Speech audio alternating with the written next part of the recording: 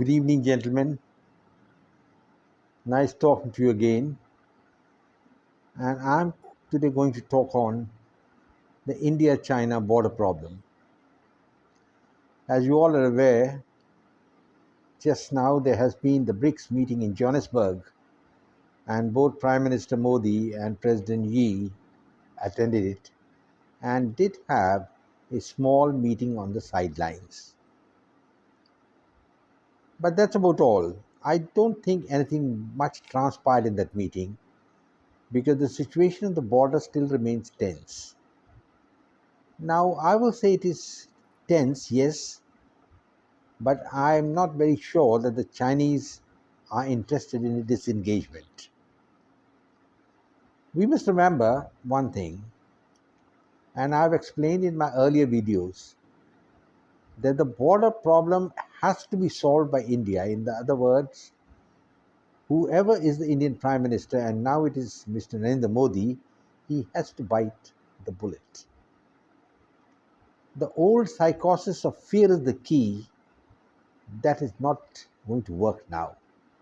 India has to be bold enough to sign the border agreement with China, and maybe, and I'm not saying something strange, it will have to be weighted in favor of the Chinese for the simple reason that, as per the law, ownership of a piece of land means you own 9 tenths of the legal right. Now, as we are all aware, China took over all these areas, which I don't want to go into details now, many decades back, and the Indians didn't know about it. But India still continues to show those areas, particularly Aksai Chin, as part of India.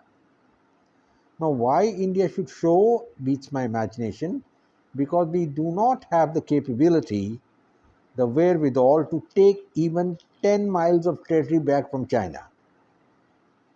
So why are we provoking the Chinese more and more by showing Aksai Chin as a part of India? And at the same time, I think in the last meeting, Modi had requested President Xi to accept the line of actual control.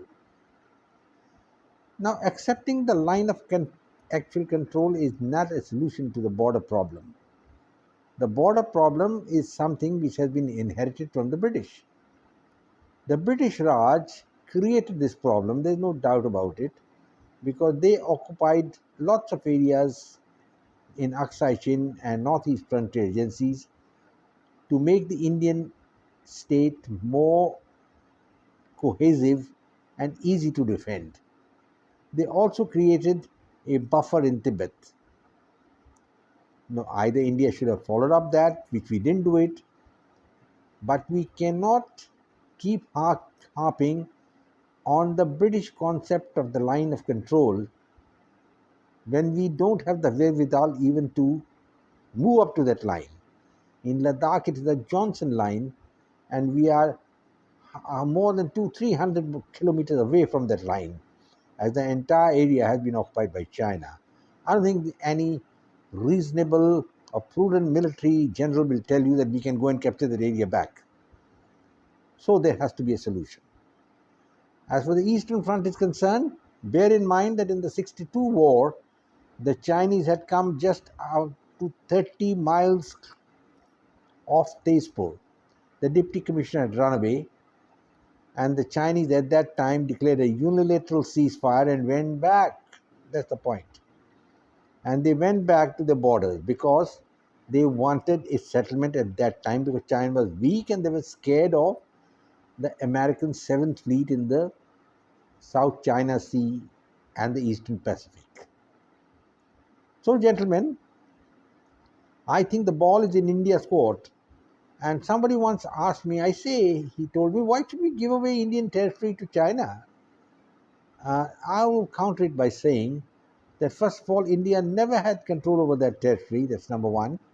Number two, historically, for the last, I don't think, hundreds of years, no Indian king or emperor ever had control over Ladakh or even the Northeast Frontier Agency that is called Arunachal Pradesh now. You talk of Aurangzeb, he had the biggest empire. Talk of Ashok, none of them had any control over these areas. It's only the British who had the control, and they created this artificial border and tried to sanctify it by holding the Simla Conference of 1913, which was not signed by the approved by the Chinese government. Gentlemen, so what is the border solution? We cannot continue like this. The Indian army keeps on facing the Chinese and the Chinese keep facing us, because in a military conflict, in a short conflict, it's going to be a different kettle of fish fighting the Chinese than fighting Pakistan. No wonder Narendra Modi blows hot and cold against Pakistan, but he doesn't talk anything about China. I wonder if you have noticed it. I don't think the Indian Prime Minister or the Foreign Minister ever condemned China on Tibet, number one. The Indians have also never given support to the Tibetan government in exile, and a number of times the Indians have restricted the movements of the Dalai Lama in deference to the Chinese. Again, India doesn't talk about Xinjiang and the persecution of the Muslims, and the OIC also is absolutely silent about it. And then we don't talk about Hong Kong, which has been trampled by the Chinese, and we don't talk about Formosa as an alternative to China because we don't want to antagonize the Chinese. Even Joe Biden recently went around and made a statement President Xi was a dictator, and the Chinese didn't like it. But can you expect the Indian Prime Minister to make any such statement? I don't think so. So, gentlemen, when you are not in a position to confront the Chinese and you cannot read their mind, and just I would like to remind my listeners that before the Galwan clash, Prime Minister Modi had met President Xi 19 times, and he couldn't get the mind of the Chinese president. And then came the Chinese incursions, first in Doklam, then they came in Galwan. 20 Indian soldiers died for nothing. Gentlemen, at that time also, Mr. Modi didn't condemn the Chinese, and all he did was to make a statement in Parliament that, well, Chinese haven't taken any territory, and that, as everybody knows, was not true. I'll not comment further on it because Chinese have been slowly slicing away Indian territory in Ladakh, and now they don't even recognize the McMahon line. Perhaps the closest we had come to a solution was in, I think, 1960 or early 59, when Prime Minister Chow and Lai had come to Delhi and spent almost a week there. He met the entire Indian leadership, like Moraji Desai, Govind Vallabh Pant, Pandit Nehru, including the Defense Minister Krishna Menon, and the Army Chief also had a say in at that time, and I think even General Timaya. And the Chinese had made a very wonderful proposal, I will say, very pragmatic proposal. They had said they would recognize the McMahon line in the east as the border because they had recognized the McMahon line which existed in Burma. And since you have no control over Aksai Chin, they said it's a de facto Chinese territory, so you forget about Aksai Chin, hand over to us, and we'll have a border settlement. Well, I don't know whether it would have really taken place or no, but we rejected that offer, that the Indians rejected that offer for no rhyme or reason.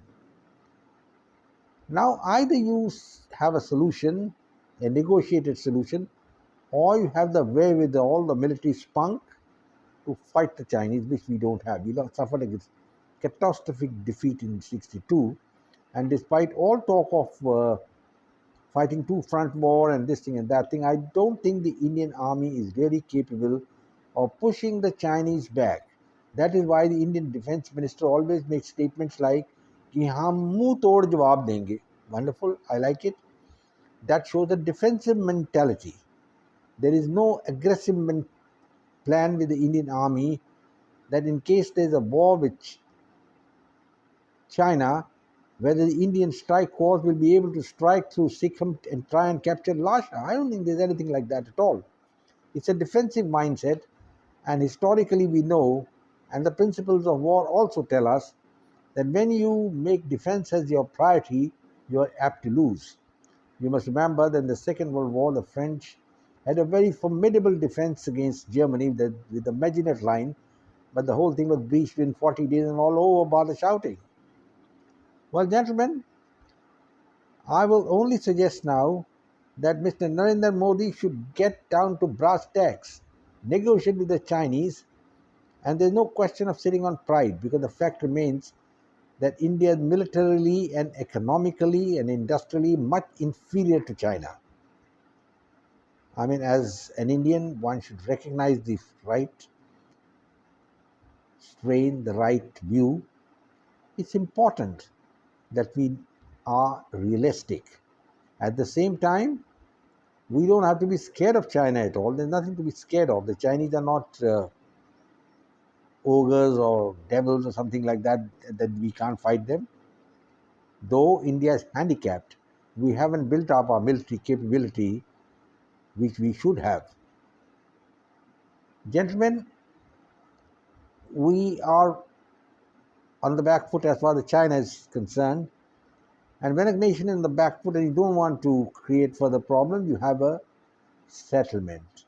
Even the Russians and the Chinese, which had border clashes in 69 when many Chinese died, and at one time the Russians had 700,000 troops on the Chinese border, have agreed and signed and demarcated the border between Russia and China, and now both the countries are allies. So this is the example, gentlemen. Narendra Modi has to bite the bullet, and that bullet means accepting reality, handing over Aksai Chin back to the Chinese, stop showing maps with Aksai Chin as part of India, which got no relevance.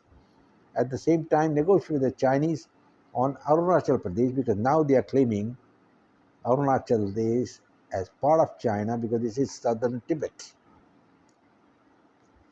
And it will be a policy for India to rely on the Americans that they're going to come and support us. They will, but only in their own interests. You shouldn't forget that Chiang Kai-shek was their ally for 40 years and they dumped him into the Pacific Ocean in no time when they made the overtures to Mao Zedong and China, and Richard Nixon went there in 72. Well, gentlemen, I will close now and say, Jai Hind, glory to India, and I hope you like this video, share it with your friends and come back for more. And do take care of yourselves. Goodbye and God bless.